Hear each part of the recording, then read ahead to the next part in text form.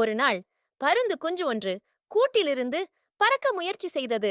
அப்பொழுது அது தவறி ஏரியில் விழுந்தது. நீச்சல் தெரியாமல் தத்தளித்துக் கொண்டிருந்தது. நீச்சல் தெரியாது, யாராவது காப்பாத்துங்க, காப்பாத்துங்க, ஓடி வாங்க, சீக்கிரமா வந்து என்னை காப்பாத்துங்க. நீச்சல் தெரியாது, யாராவது காப்பாத்துங்க, காப்பாத்துங்க, ஓடி வாங்க, சீக்கிரமா வந்து என்னை காப்பாத்துங்க. ஓடி வாங்க, சீக்கிரமா வந்து என்னை காப்பாத்துங்க. இதனை தூரத்திலிருந்து பார்த்துக் கொண்டிருந்த வாத்து அதனை காப்பாற்ற அதன் அருகில் சென்றது. சென்று அதனை தன் முதுகில் ஏற்றிக்கொண்டு கரைக்கு வந்து சேர்ந்தது. தன் குழந்தையை காப்பாற்றிய வாத்துக்கு பருந்து நன்றி சொல்லி இந்த உதவியை என்றும் மறக்க மாட்டேன் என்று சொன்னது. ஏம்பா வாத்து, உனக்கு ரொம்ப நன்றிப்பா. சரியான நேரத்தில் என் புல்லை காப்பாத்திட்ட. மற்றொரு நாள் தன் நண்பனுடன் மரக்கிளையில் அமர்ந்து வாத்து தன் குழந்தையை காப்பாற்றியதை சொல்லிக் கொண்டிருந்தது. இன்னைக்கு என் புல்ல அந்த வாய் நசுக்குன மாதிரி இருக்குமே, ஒரு மஞ்சு வாத்து அதுதான்ப்பா காப்பாத்துச்சு. என்னப்பா சொல்ற? அப்பொழுது ஏரியில் முதலை ஒன்று வாத்து குஞ்சியை பிடிக்க துரத்திக் கொண்டிருந்தது.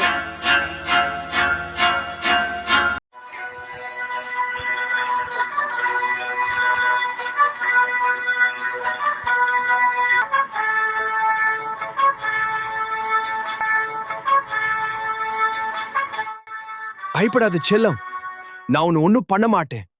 நல்ல புசு புசுன்னு இருக்கிற என்ன சாப்பிடுற நீ.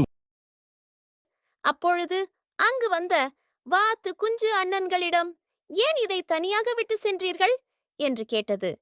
முதலைய பார்த்தவுடன், நீங்கள் பயந்து ஓடிவிட்டீர்கள். நான் மாட்டியிருந்தால் இந்நேரம் முதல் என்னை விழுங்கியிருக்கும். நல்ல வேலை பருந்து வந்து என்னை காப்பாற்றியது. டேய் தடி பசங்களா, முதலைய பார்த்த உடனே என்ன தனியா விட்டுட்டு ஓடி போயிட்டீங்க? அரே தம்பி, நீ வேற. முதலைய பார்த்த உடனே தண்ணில எங்களுக்கு பேதி ஆயிடுச்சு. அப்போது வாத்தின் தாயும் தந்தையும் தன் குழந்தைகளை தேடிக்கொண்டு ஏரிக்கரைக்கு வந்தது. டேய் சின்னானே, டேய் பெரியவனே, எங்கடா இருக்கீங்க? ஏதாச்சும் சத்தம் போடுங்கடா. குலபுஸ்கான், குலபுஸ்கான், ஏய் குலபுஸ்கான், எங்க இருக்க? தன் தாயின் குரலை கேட்டு வாத்து குஞ்சுகள் அனைத்தும் மகிழ்ச்சியுடன் தாயை நோக்கி ஓடின. தன் குழந்தைகளை பார்த்த மகிழ்ச்சியில் அனைத்தையும் முத்தமிட்டு அணைத்துக் கொண்டது. ஏந்தா சொல்லாம கொல்லாம இங்க வந்துட்டீங்க? கொஞ்ச நேரம் அள்ளு ஊத்திருச்சு எங்களுக்கு. பிறகு தன் குழந்தைகளை காப்பாற்றிய பருந்துக்கு நன்றி சொன்னது. அன்னை பொருந்தனே, என் பிள்ளைங்கள அந்த முதலைக்கு இருந்து காப்பாத்தனுக்கு உங்களுக்கு ரொம்ப நன்றி அண்ணி. நன்றி சொல்லிவிட்டு காட்டின் வழியே நடந்து சென்றனர். அப்பொழுது, இனிமேல் எங்களிடம் சொல்லாமல் நீங்கள் வீட்டை விட்டு எங்கும் செல்லக்கூடாது. அப்படியென்றால் இப்படி ஆபத்தில் மாட்டிக்கொள்வீர்கள் என்று அறிவுரை கூறியது.